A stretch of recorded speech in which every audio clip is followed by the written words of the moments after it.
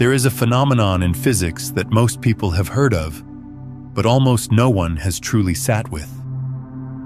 It is called the inverse square law. It governs how energy radiates from a source. A candle, a star, a radio tower, anything that emits. And it says something so simple that it barely sounds important until you realize it describes the single most overlooked pattern in your entire life. The law states that the intensity of energy decreases in proportion to the square of the distance from its source. Double the distance, and the energy reaching that point drops to 1/4. Triple the distance, 1/9. 10 times the distance, 1/100th. The energy does not just weaken with distance. It collapses.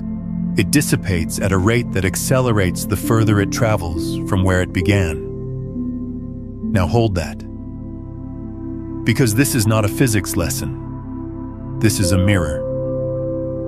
Right now, in this exact moment, your energy is radiating outward from you in directions you never consciously chose. Not because something dramatic happened.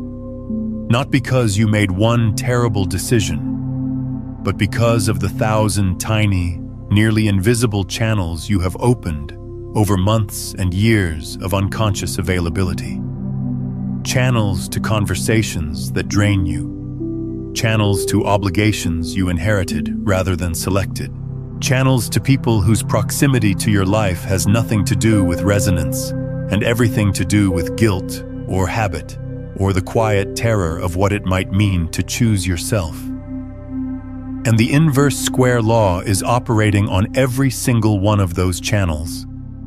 Your energy is not just leaving you, it is weakening exponentially the further it travels from your center, arriving at those distant obligations as a fraction of what it was, accomplishing almost nothing there, while leaving almost nothing here. You are funding 100 accounts with a finite currency, and the math does not work. It has never worked. And somewhere in you, in the part that does not rationalize, in the part that simply registers what is true, you already know this. That is why you are here. Not because of an algorithm, not because a thumbnail caught your eye. You are here because something in you recognized the signal of what this conversation is actually about. Your power is leaking, and the universe, or whatever name you give to the intelligence that arranges these things, is telling you it is time to go quiet. Not quiet as in silent, not quiet as in small, quiet as in gathered, quiet as in consolidated, quiet as in bringing every scattered watt of your energy back to the source where it actually has force, where it actually has heat, where it actually has the intensity to change something. If this truth about your scattered energy is hitting home, here is something I want to share. If you've been doing everything right and reality still hasn't shifted, this is the one thing nobody has told you. You meditate, you visualize, you affirm every single morning, and still, somehow, the life you're calling in stays just out of reach. It is not your effort. It is not your mindset. There is something underneath all of it, quietly running the show. I am hosting a free live transmission where I walk you through exactly what that is and how to finally shift it at the root. The link to register is in the description below. Save your seat. The moment you see this, you will understand why you could not see it before. Now let us go deeper into exactly how this leaking works. Let me show you what I mean, because this is not abstract. In 1967, a psychiatrist named Thomas Holmes and a psychologist named Richard Rahe published what became known as the Holmes-Rahe Stress Inventory. It was a list of 43 life events ranked by how much adaptive energy each one required from a human being. Death of a spouse at the top, divorce, imprisonment, injury.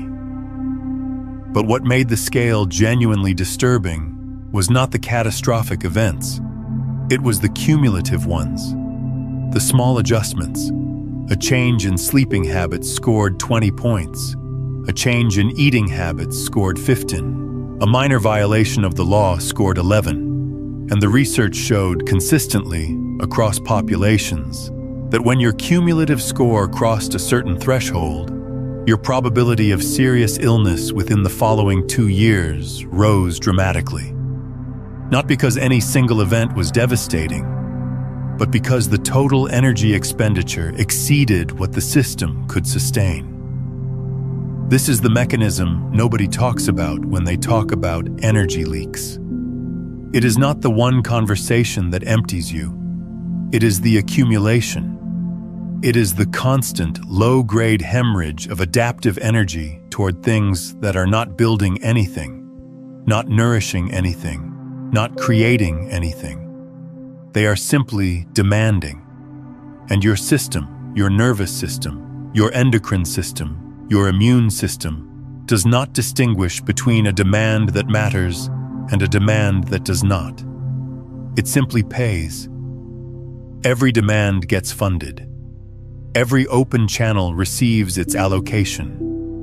And the source gets quieter and quieter and quieter, until one morning you wake up and that signal, that inner signal that used to tell you who you are and what you want and where you are going, comes through wrapped in so much static that you cannot make out the words anymore.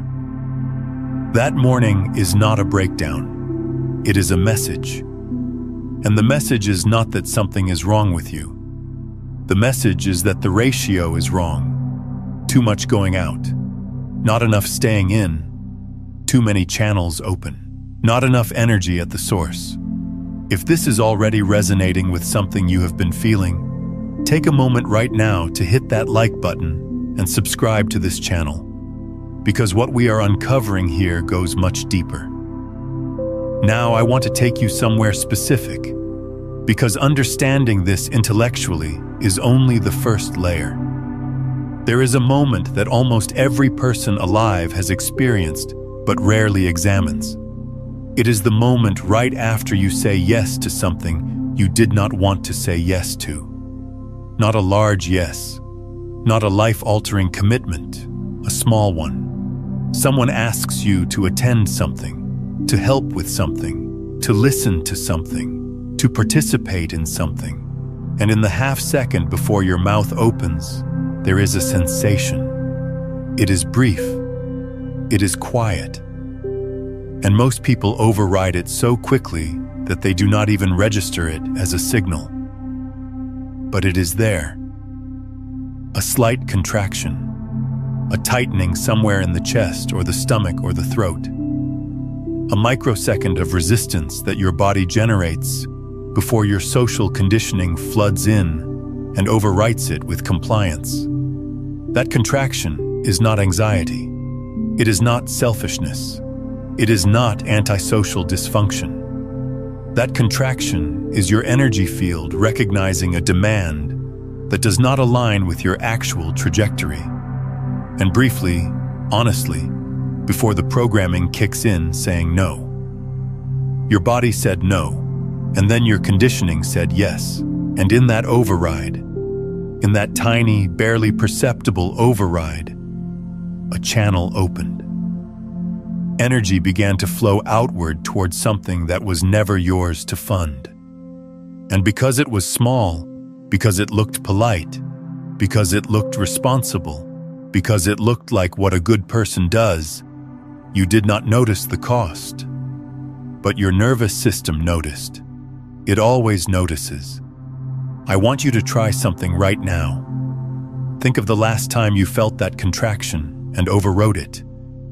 Do not judge the memory. Do not analyze whether you made the right or wrong choice. Just locate the sensation. Where did it live in your body? Was it a tightening, a sinking, a pulling back? See if you can find the ghost of it right now, even in memory, even as an echo. Because that echo is not just a feeling, it is data. It is your system telling you exactly where one of the leaks is. I want to hear from you on this.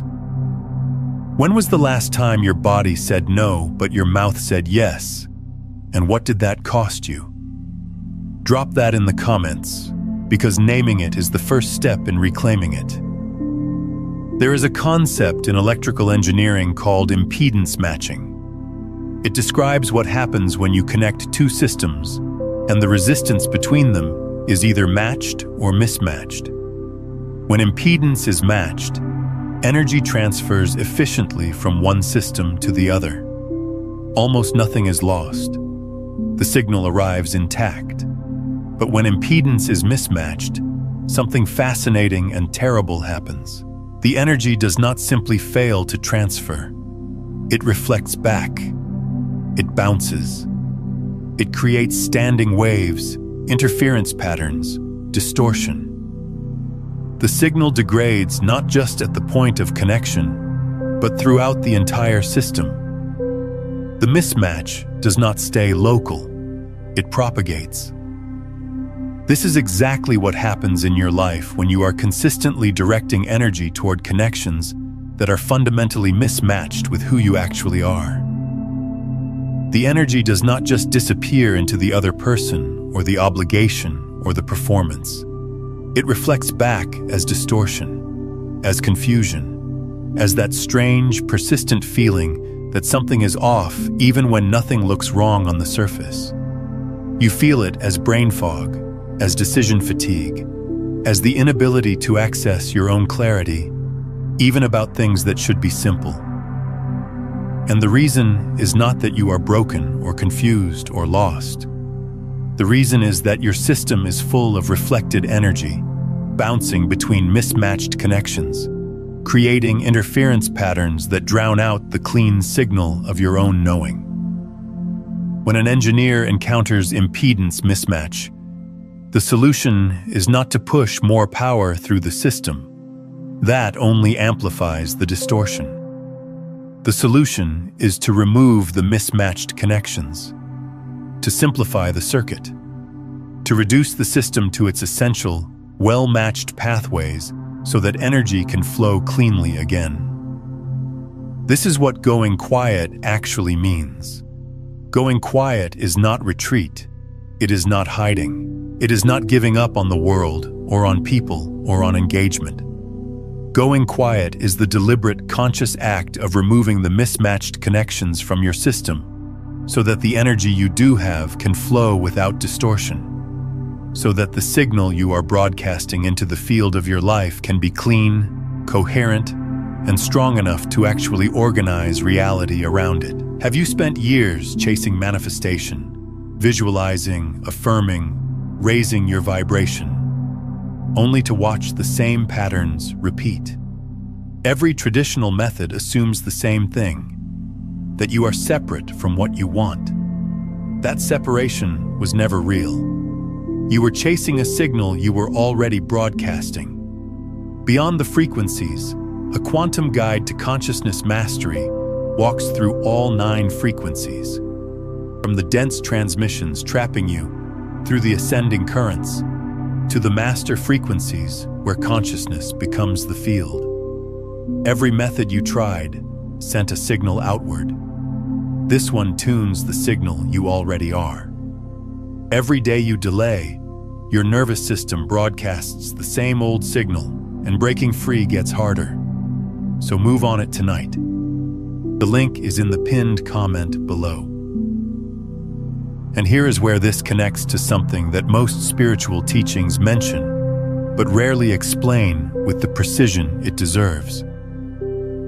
In quantum mechanics, there is a phenomenon called decoherence. It is one of the most important concepts in modern physics, and it describes how a quantum system loses its coherence, its ability to exist in superposition, its capacity to hold multiple possibilities simultaneously through interaction with its environment.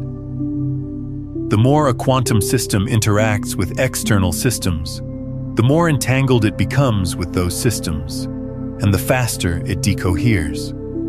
The faster it collapses from a field of pure potential into a single, fixed, often diminished state. You are a quantum system, not metaphorically, literally. Every atom in your body is governed by quantum mechanics. Every electron, every photon interaction, every molecular bond operates according to quantum principles. And while the relationship between quantum mechanics and consciousness is still being mapped by science, the pattern is unmistakable. The more you entangle yourself with external systems that do not match your fundamental frequency, the faster you decohere. The faster you collapse from a field of possibility into a fixed, predictable, diminished version of yourself. Decoherence in physics happens through uncontrolled interaction with the environment. Decoherence in your life happens through uncontrolled interaction with demands, obligations, performances, and stimuli that you never consciously chose. Every unconscious entanglement is a decoherence event. Every automatic yes is a collapse of possibility. Every energy leak is your wave function narrowing, your field of potential shrinking, your capacity to exist as something new and unprecedented being traded for the predictability of your conditioned patterns. And the reverse is equally true. Every conscious withdrawal from a mismatched entanglement is a recoherence event. Every deliberate no is a restoration of superposition. Every recovered unit of energy is your wave function widening again, your field of potential expanding, your capacity to hold multiple possibilities simultaneously coming back online. This is not poetry. This is the actual structure of what happens when you go quiet. Let me take you deeper into the lived experience of this, because the physics means nothing if you cannot feel it in your own body. There is a specific quality of exhaustion that energy leaking produces, and it is different from the exhaustion of genuine effort. When you work hard at something that is truly yours, something aligned with your actual trajectory, you get tired in a clean way. Your muscles ache, your mind slows. But underneath the fatigue, there is a warmth, a satisfaction, a sense of having spent yourself on something real. You sleep well after that kind of tired. You recover quickly. The fatigue does not have a texture of wrongness to it. But the exhaustion of energy leaking is different. It has a specific flavor, and once you learn to recognize it, you will never confuse the two again. It is a tiredness that does not respond to rest. You sleep 8 hours and wake up heavy. You take a weekend off and return to Monday feeling like you never left. There is a grayness to it, a flatness. Not depression exactly, though it can masquerade as depression. More like a dimming, as though someone turned down the brightness on your experience of being alive by 15%. Colors are slightly less vivid. Food is slightly less satisfying. Conversations are slightly less engaging. Nothing is terrible. Nothing is dramatic. Everything is just slightly less than it should be.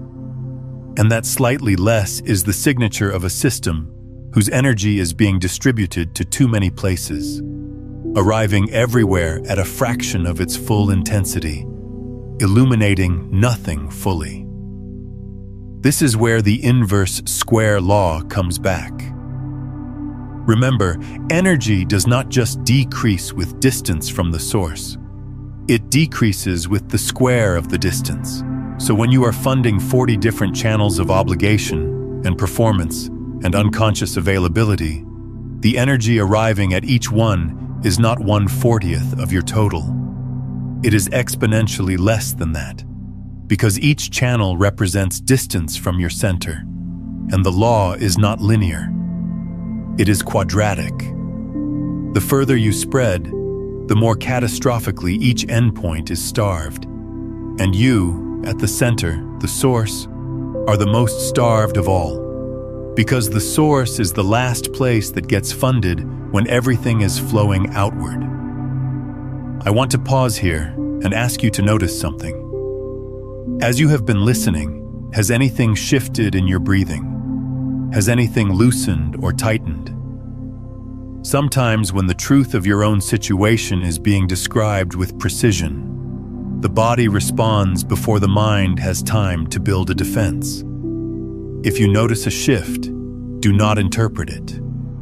Just let it be there. Let it be information. Your body has been keeping score of every leak, every override, every mismatched yes, and it does not need you to think about the data. It needs you to feel it. To finally, after all this time, let it register. Now there is a practical architecture to reclaiming what has been given away, and it is simpler than you might expect. But simple does not mean easy, because the forces that keep the leaks open are not logical. They are emotional. They are deeply wired. They live in the oldest parts of your nervous system, in the parts that learned, long before you had language, that safety meant compliance, that belonging meant availability, that love meant self-abandonment. The first thing to understand is the difference between a boundary and a wall. This distinction matters because most people, when they first wake up to how much energy they have been losing, swing to the opposite extreme. They shut down. They withdraw not with discernment, but with reactivity. They build walls, which are rigid, fear-based, and indiscriminate. A wall blocks everything, nourishment and toxicity alike. A wall is not protection. It is a different kind of prison. A boundary is something else entirely. A boundary is a living membrane. It is selective. It is intelligent. It allows what nourishes to pass through and reflects what depletes. Think of a cell membrane in biology. It is not a wall. It is one of the most sophisticated structures in nature. It has receptors. It recognizes specific molecules. It opens for what the cell needs and closes against what would harm it. And it does this not through rigidity, but through sensitivity. The membrane knows what belongs inside the cell because the cell knows what it is. Identity determines permeability. When you know who you are, your boundaries become intelligent. When you do not know who you are, everything gets in. This is why going quiet is not primarily about saying no to external demands. That is a symptom, a surface behavior. Going quiet is primarily about going inward with enough sustained attention that you begin to remember what your actual signal is. What your frequency sounds like when it is not being drowned out by the frequencies of everyone and everything you have been entangled with. You have to hear yourself before you can protect yourself. You have to know the signal before you can filter the noise. And here is the paradox that makes this so counterintuitive. The signal is not something you create. It is something you uncover. It is already there. It has always been there. It is broadcasting right now, underneath the static, underneath the obligations, underneath the performances, underneath the accumulated weight of every yes that was really a no. Your signal did not leave. You left your signal. You wandered so far from the source, opened so many channels, entangled with so many external systems that the signal became inaudible.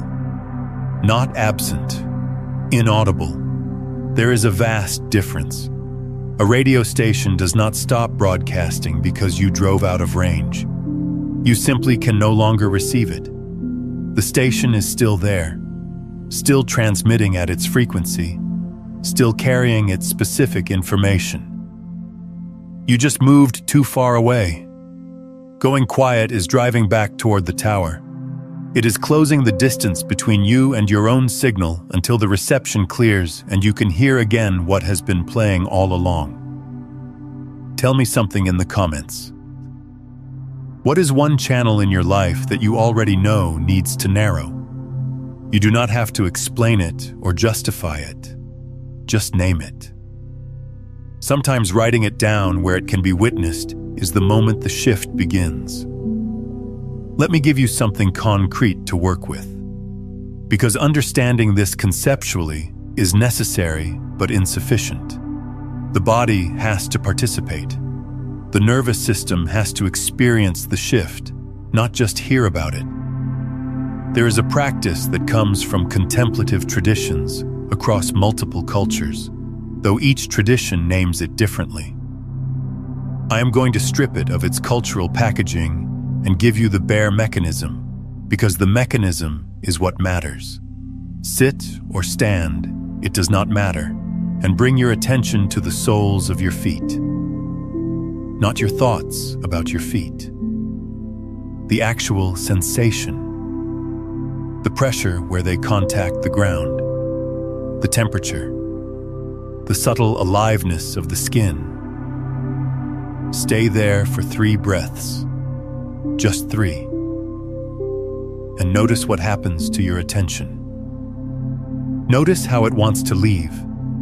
Notice how quickly a thought arises to pull you somewhere else, to a problem, to a plan, to a memory, to a worry. That pull is the habit of leaking. That pull is your attention doing what it has been trained to do, which is to flow outward, away from the body, away from the present, away from the source, toward the 1,000 channels that are waiting to be fed. For 3 breaths, do not follow the pull. Do not fight it either. Just notice it and stay with the soles of your feet. What you are doing in those 3 breaths is something extraordinary. You are practicing recoherence. You are gathering scattered energy back to the body, back to the present, back to the source. You are closing the distance between yourself and your own signal. And if you do this, genuinely, with real attention, you will notice something shift within those 3 breaths. A settling, a slight increase in clarity, a microsecond of something that feels like coming home. That microsecond is the beginning of everything I am describing. That is what it feels like when energy stops leaking and starts collecting. Now I want to address something that arises for almost everyone when they begin to understand this. It is the guilt. The deep, almost physical guilt that comes with the idea of reclaiming your energy from people and situations that have been receiving it. This guilt is not a sign that you are doing something wrong. This guilt is the final defense mechanism of the pattern that has been draining you. It is the lock on the door of your own cage, and it is designed to feel moral so that you will not question it. Think about where guilt actually comes from in this context. Not the guilt of having genuinely harmed someone. That guilt is useful, appropriate, a signal to repair, but the guilt of simply not being available, the guilt of not answering immediately, the guilt of choosing silence over performance, the guilt of prioritizing your own coherence over someone else's comfort. Where does that come from? It comes from a conflation that was installed in most of us before we had the capacity to evaluate it. The conflation of love with self-sacrifice. The conflation of goodness with depletion. The conflation of worthiness with availability. Somewhere, very early, most of us absorbed the message that our value was a function of our usefulness. That we earned belonging by what we provided. that the measure of our goodness was the degree to which we emptied ourselves for others. And this message was not delivered as a message. It was delivered as an atmosphere, as the unspoken rules of the household, as the emotional climate of the family, as the thing that was never said but always understood. And so the guilt you feel when you begin to reclaim your energy is not your conscience speaking. It is the voice of a very old contract that you signed before you were old enough to read the terms. A contract that said your energy belongs to others, that your presence is a resource to be allocated by external demand, that your power is not yours. Your power is yours. That is not a slogan. It is a fact of physics. Your energy originates in your system. It is generated by your biology, shaped by your consciousness, directed by your attention. It does not belong to anyone else any more than your blood belongs to anyone else. You can choose to give it. You can choose to share it. You can choose to direct it toward people and projects and purposes that matter to you. But the choice has to be yours. Conscious, deliberate, made from fullness rather than from the automated compliance of a system that was programmed to leak. There is a study from the HeartMath Institute that illustrates something remarkable about what happens when a person achieves internal coherence. Researchers found that when the heart's rhythm enters a state they call cardiac coherence, a smooth, sine wave-like pattern rather than the jagged, irregular pattern of stress, the electromagnetic field generated by the heart becomes measurably stronger and more organized. This field extends several feet beyond the body. And in controlled experiments, when one person achieved cardiac coherence, the heart rhythms of other people in proximity began to synchronize with that coherent pattern. Not through conversation, not through instruction, through field effects alone. This means that when you are coherent, when your energy is gathered and your system is settled and your signal is clean, you do not just change your own experience. You change the field around you. You become a coherence generator, and the people in your proximity begin to entrain to your frequency without either of you consciously trying. This is what it means to lead by presence rather than by performance. This is why the people who carry real power, not social power, not positional power, but the kind of power that actually shifts a room, are almost always people of unusual stillness. They are not doing more. They are leaking less. And because their energy is gathered at the source rather than scattered across 100 distant channels, the intensity of their field is extraordinary. They are the inverse square law working in their favor. All the energy, close to the source, at full intensity. Now consider the opposite. Consider what you are broadcasting when your energy is scattered. When your nervous system is in a state of chronic low-grade activation because it is managing too many inputs, too many social contracts, too many open channels. The field you generate in that state is not coherent. It is chaotic. And the people around you are not entraining to your clarity. They are entraining to your chaos. Not because you are doing anything wrong, because fields interact. Because coherence and incoherence are both contagious. And when you are leaking, you are not just depleting yourself. You are contributing to the depletion of every field you touch. This is not meant as an additional burden of guilt. It is meant as a recognition of how much is at stake. Going quiet is not a selfish act. It is arguably the most generous thing you can do for the people you love. Because a coherent field heals, a coherent presence nourishes, and you cannot offer coherence from a state of fragmentation any more than a cracked bell can produce a pure tone.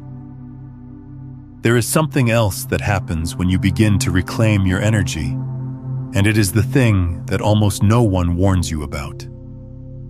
People will react. Not everyone, but some. And their reactions will be strong, and they will be confusing, and they will target the exact insecurities that kept you leaking in the first place. When you change the amount of energy you make available to a system, the system notices. It has to. It was organized around a certain supply, and when that supply changes, the system destabilizes. This is not personal, it is structural. A thermostat does not get angry at you when you change the temperature. It simply activates to restore the previous setting. The people in your life who have been organized around your unlimited availability will do the same thing. They will apply pressure, consciously or unconsciously, to restore the previous pattern. They will call it concern. They will call it love. They will call it worry about you. And some of them will genuinely mean it. But the function of the pressure, regardless of the intention behind it, is to reopen the channels you are trying to close. This is the moment where most people fold.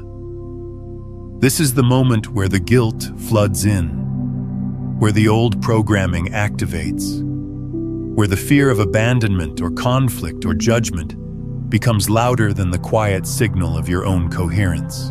And this is the moment that determines everything. Because if you fold here, the pattern restores, the leaks reopen, the energy scatters, and the window of possibility that was beginning to open quietly closes again. But if you hold here, if you stay with the discomfort without collapsing into it, if you let the guilt be present without letting it make your decisions, something begins to shift at a fundamental level. The system around you begins to reorganize. Not immediately, not comfortably, but inevitably. Because systems always reorganize around the actual energy available to them. When the supply changes, the structure changes. It has to. It is not optional. It is physics. And what reorganizes around a coherent, gathered, intentional energy source is qualitatively different from what organized around a scattered, depleted, unconsciously available one. The relationships that survive the transition become deeper, more honest, more nourishing. The ones that do not survive were not relationships. They were energy extraction agreements, disguised as connection. And their departure, however painful, is not a loss. It is a correction. If this message is speaking to something real inside you, consider sharing this video with one person who you know is spreading themselves too thin right now. When you share something like this, you are not just passing along information. You are extending the coherence field itself. You are creating a resonance between two people who are both waking up to the same truth. And that shared awareness amplifies the signal for both of you. It is constructive interference in action. I want to bring you back to your body now, because we have been in the territory of understanding, and understanding is essential, but it is not the destination. The destination is embodied change. The destination is your nervous system actually shifting, not just your mind agreeing with a concept. So here is what I want you to do. Think of one specific channel that is currently open in your life. One specific obligation, commitment, relationship, or pattern that you know, in the part of you that does not rationalize, is costing more energy than it is generating. You do not have to name it out loud. You do not have to decide what to do about it. Just identify it. Let it come forward in your awareness. Now notice what happens in your body when you hold that channel in your attention. Notice the sensation. Is there heaviness, tightness, a sinking feeling, a a constriction in your breathing. Whatever is there, let it be there. Do not try to change it. Do not try to fix it. Just notice it with the same attention you would give to a sound in the distance. Neutral, curious, present. What you are feeling is the energetic signature of that leak. That is what it feels like in the body when energy is flowing towards something mismatched. Your system has been generating that sensation every time that channel activates, probably hundreds or thousands of times. But because you were trained to override the signal, because compliance was rewarded and resistance was punished, you learned to not feel it. You learned to bypass the body's intelligence in favor of the mind's rationalizations. Right now, for this moment, you are unlearning that bypass. You are letting the body speak, and the body's message is simple. It is always simple. It says, "This costs me." Not good or bad, not right or wrong. Just this costs me. And that information, that simple, somatic, undeniable information, is worth more than any amount of analysis or deliberation. Because the body does not lie. It cannot lie. It can only report. Now take one slow breath, and on the exhale, imagine that channel narrowing, not closing violently, not slamming shut, just narrowing. Like an aperture on a camera lens, gently reducing the opening through which energy flows outward. You are not making a decision. You are not confronting anyone. You are simply, in the privacy of your own awareness, adjusting the aperture, letting less flow toward what depletes, letting more remain at the source. Notice what happens when you do this. Even as an imaginal act, even as a purely internal gesture, notice whether something shifts, a slight lightness, a subtle increase in presence, a feeling of something returning. That feeling is not imaginary. It is your nervous system responding to the intention of recoherence. It is your field beginning to gather. It is the inverse square law working in your favor for perhaps the first time in a very long time. There is one more layer I want to bring to this, and it is the layer that connects everything we have explored to the larger pattern of how reality actually responds to a coherent being. In physics, there is a principle called constructive interference. It describes what happens when two waves meet and their peaks align. When this happens, the waves do not simply add together, they amplify. A wave with an amplitude of 1 meeting another wave with an amplitude of 1 does not produce an amplitude of 2 in the way you might expect from simple addition. In certain configurations, the amplification can be dramatic, producing effects far greater than either wave could produce alone. This is how lasers work. A laser is not a more powerful light source. It is a more coherent one. The photons in a laser are all vibrating at the same frequency, in the same phase, in the same direction. And because of that coherence, because every unit of energy is aligned with every other unit, the resulting beam can cut through steel. Not because there is more energy, because the energy is organized. Ordinary light scatters. It radiates in every direction, illuminating a little bit of everything, penetrating nothing deeply. Laser light focuses. It travels as a unified beam, losing almost nothing to dispersion, arriving at its target with virtually all of its original intensity intact. You have been living as scattered light, radiating in every direction, illuminating a little bit of everything, penetrating nothing deeply, arriving everywhere at a fraction of your full intensity. And the invitation of this moment, The invitation that brought you to this exact place at this exact time is to become coherent, to stop scattering, to gather every photon of your awareness, your energy, your attention, your presence, and align them. Not through force, not through effort, through the simple, radical act of removing what does not belong in the beam. Every channel you close is a photon that returns to the beam. Every unconscious obligation you release is energy that comes back into phase. Every mismatched entanglement you dissolve is another unit of your consciousness, aligning with every other unit.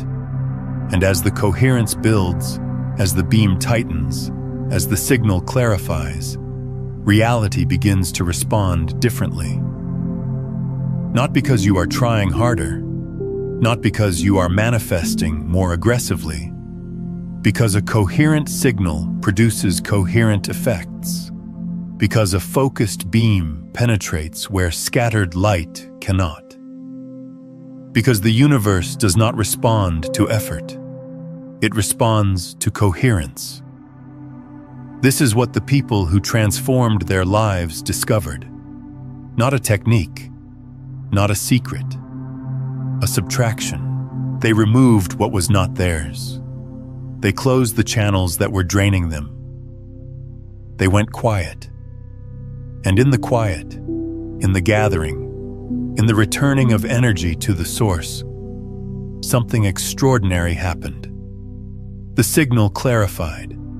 The field organized, and reality, which had been chaotic and resistant and confusing for as long as they could remember, began to cooperate, began to flow, began to arrange itself around a being who was finally, after all that time, coherent enough to be responded to.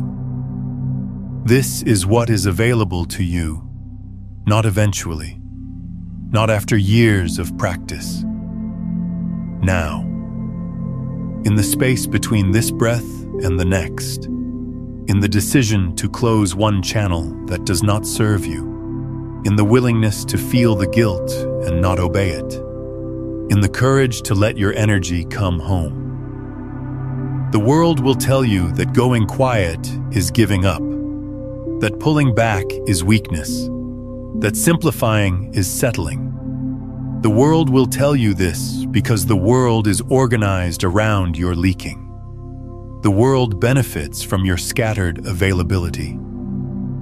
The systems that surround you, economic, social, digital, relational, are designed to keep the channels open, to keep the energy flowing outward, to keep you radiating in every direction so that you never accumulate enough coherence at the source to realize that you do not need most of what you have been funding. But you are not the world. You are the source, and the source gets to decide where the energy goes. So here is what I am going to ask you to do. Not as a grand gesture, not as a dramatic overhaul of your life, as a single, quiet, private act of reclamation. In the next 24 hours, identify one channel and narrow it. One obligation you did not consciously choose. One conversation you have been performing rather than genuinely participating in. One pattern of availability that exists because you never questioned it, not because you chose it. And narrow the aperture, not to zero, not with aggression or announcement, just enough to feel the difference, just enough to notice what happens when a small amount of energy that was flowing outward stays at the source instead. And then pay attention.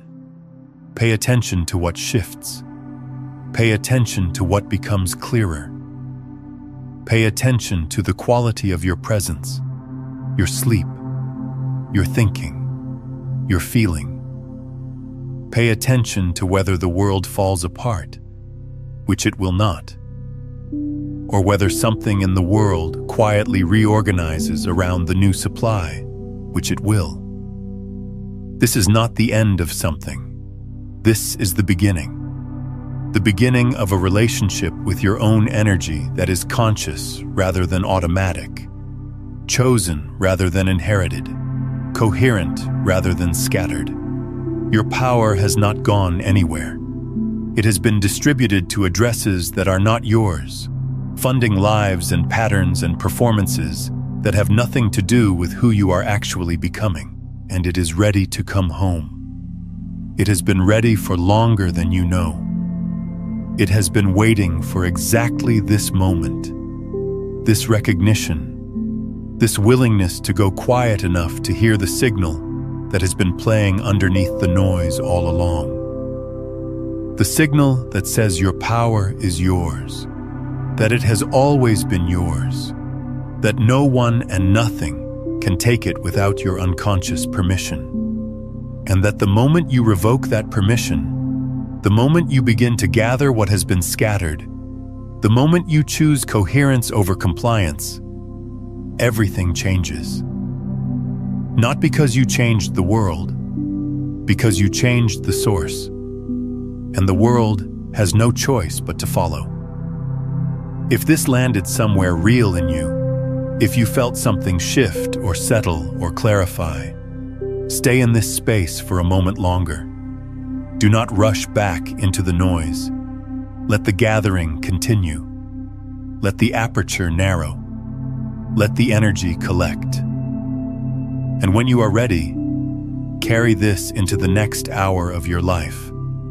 Not as a concept, as a practice, as a way of moving through the world that is quieter, more gathered, more deliberately yours than anything you have been doing on autopilot. And if you want to go deeper into this, if you want to continue this process of reclamation and coherence, subscribe to this channel and turn on notifications. Because what we explore here is not content. It is a field, and every time you return to it, the signal gets a little clearer, the coherence gets a little stronger, and the distance between you and your own power gets a little smaller, until one day, there is no distance at all, and you realize that the power was never somewhere else. It was never leaking to a place you could not reach. It was here, at the source, waiting for you to come home.